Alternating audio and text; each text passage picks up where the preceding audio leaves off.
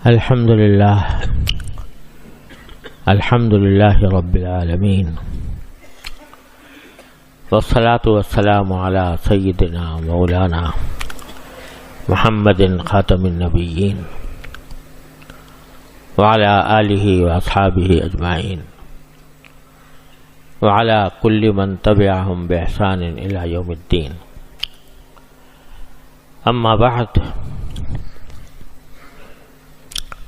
اللہ تبارک و تعالیٰ کا جتنا شکر ادا کیا جائے کم ہے کہ اس نے ہمیں آپ کو ایک مسلمان گھرانے میں پیدا فرمایا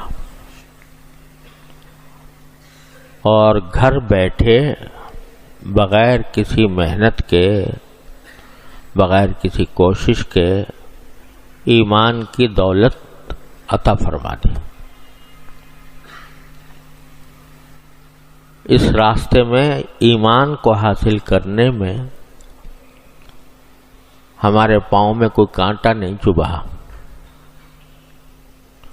کوئی ہمیں قربانی دینی نہیں پڑی، ہماری کوئی کوشش کسی کوشش کو اس میں دخل نہیں ہے. اللہ تبارک و تعالی نے محض اپنے فضل و کرم سے ماں باپ ایسے عطا فرما دیے جو مسلمان تھے، گھرانہ ایسا دے دیا جس میں ایمان اور اسلام موجود تھا. الحمدللہ ہم بھی اس میں داخل ہو گئے. سب سے بڑی دولت ایمان کی دولت ہے، اس سے بڑی کوئی اور دولت نہیں ہے. یہ ایمان ایسی چیز ہے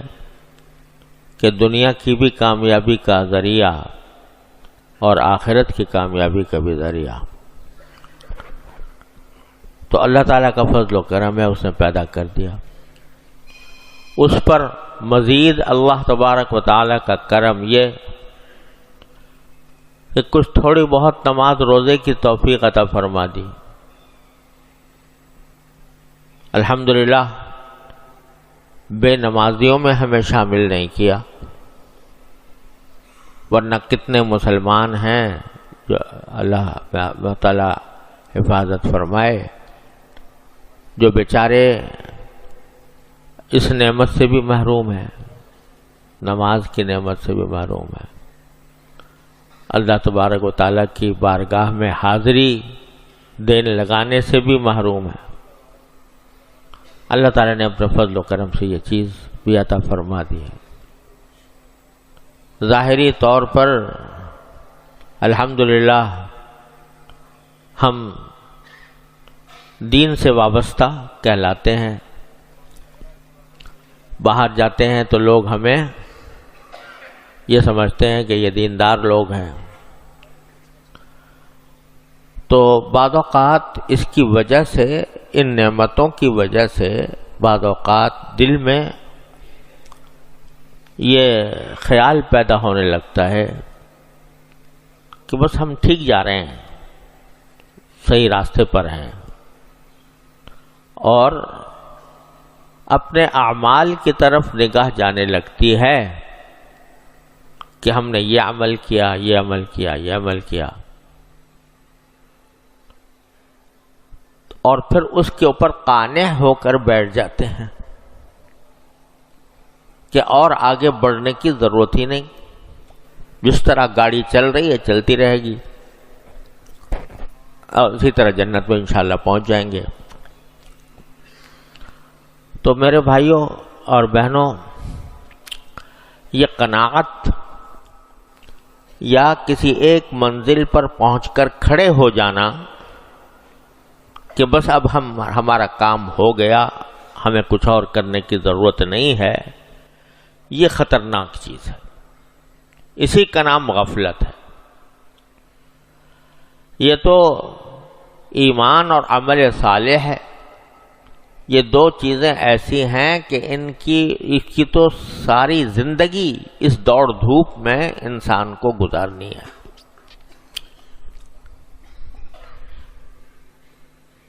تو یہ کسی منزل پر رکنا نہیں ہے، اور اے برادر بے نہایت درگہیز، مولانا فرماتے ہیں اے برادر بے نہایت درگہیز، ہر چہ بروے میرسی بروے مئیس، کہ اے بھائی یہ جو درگاہ ہے نا، اللہ تبارک و تعالیٰ کی طلب کی درگاہ، اللہ تبارک و تعالیٰ کے ساتھ تعلق کی درگاہ، اللہ تعالیٰ کی طرف رجوع کی درگاہ، اس پر ایمان کی درگاہ، اس کی خاطر سجدے کرنے کی درگاہ، اس کی خاطر اس کا ذکر کرنے کی درگاہ، یہ بے نہایت ہے، اس کی کوئی انتہا نہیں۔ اے برادر بے نہایت درگہیز، ہرچ بروے میرسی بروے مئیس، جس مقام پر بھی پہنچ جاؤ وہاں پہنچ کر کھڑے نہ ہو جاؤ، بلکہ یہ چلنے کی ہے، یہ چلتے چلتے چلتے چلنا ہی منظور ہے، چلنا ہی منظور ہے، چلنا خود منزل ہے اس راستے میں۔ چنانچہ اللہ تبارک و تعالیٰ جو اپنے بندوں کے خاص بندوں کا ذکر فرماتے ہیں تو فرماتے ہیں کہ الذین یؤتون ما آتوا وقلوبہم وجلۃ انہم الی ربہم راجعون، کہ وہ جو عمل بھی کرتے ہیں، نماز ہو، روزہ ہو، ذکر ہو، تسبیح ہو، عمرہ ہو، حج ہو اور تلاوت ہو، جو کچھ بھی ہے کرتے رہتے ہیں اور ساتھ ڈرتے بھی رہتے ہیں، کرتے رہیں اور ڈرتے رہیں۔ ان کے دل میں ڈر ہوتا ہے اس بات کا کہ ہمیں تو اللہ تعالیٰ کے سامنے جانا ہے، ہم کیا، ہمارا عمل کیا، ہم نے کیا اس کی بارگاہ کے لائق، ہم نے کون سا عمل اس کی بارگاہ کے لائق کر لیا، لہذا آگے بڑھنا۔ جب دل میں یہ بات آ جاتی ہے الذین یؤتون ما آتوا وقلوبہم وجلۃ انہم الی ربہم راجعون، ان کے دلوں میں یہ خوف ہوتا ہے کہ ہم تو اللہ تعالیٰ کے بعد جانے والے ہیں، پتہ نہیں ہمارا یہ عمل کیا حیثیت رکھتا ہے اللہ تبارک و تعالیٰ کی عظمت کے آگے۔ اللہ تعالیٰ کی تم نے بہت خشوع سے، خضوع سے، دل لگا کر، گڑ گڑا کر،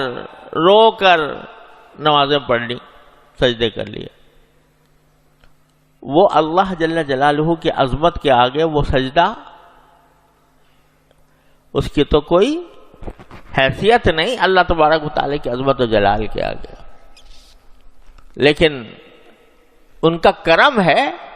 کہ وہ اپنے فضل و کرم سے اس کو قبول فرما لیتے ہیں۔ اسی لیے حضرات صوفیہ فرماتے ہیں کہ جو شخص عمل کر کے امید باندھے ہوئے ہے،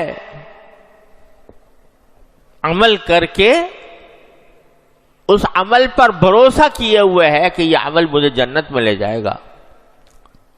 تو وہ فضول آرزو باندھ رہا ہے، وہ فضول محنت کر رہا ہے۔ عمل آدمی کو جنت میں نہیں لے جائے گا، اللہ تعالیٰ کا فضل اور اس کی رحمت لے کے جائے گی۔ اور جو آدمی عمل کیے بغیر یہ امید باندھ رہا ہے کہ میں چلا جاؤں گا، تو وہ اپنے آپ کو جھوٹی آرزوؤں میں مبتلا کر رہا ہے،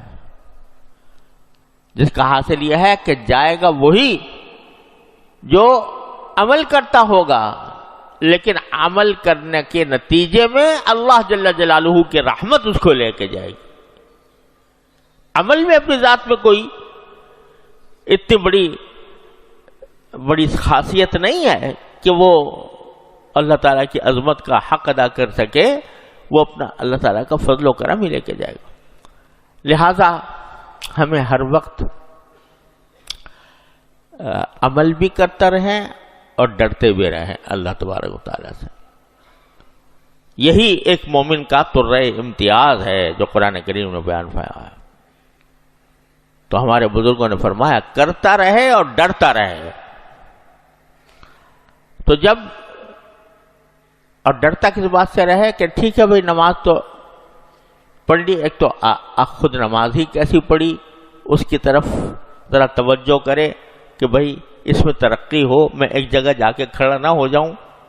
اب میں ذرا اپنے خشوع میں اضافہ کروں، اپنے خضوع میں اضافہ کروں، اپنے اللہ تعالیٰ کی طرف توجہ میں اضافہ کروں، یہ منزل حاصل کرنے کی کوشش کرے۔ اور اس سے بڑی بات جو میں عرض کرنا چاہتا ہوں، اللہ تعالیٰ ہم سب کو اس کی طرف دھیان اور توجہ عطا فرمائے، وہ یہ کہ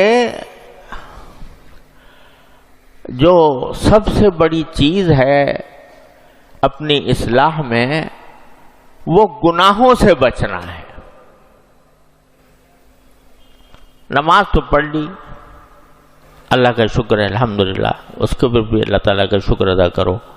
کہ مسجد میں اللہ تعالیٰ نے آنے کی توفیق دی، نماز پڑھنے کی توفیق دی، روزہ رکھ لیا، رمضان آیا روزہ بھی رکھ لیا، اللہ تعالیٰ کے فضل و کرم سے عمرہ بھی کر لیا، حج بھی کر لیا، جن کو استطاعت، جن کو موقع مل گیا۔ لیکن جو چیز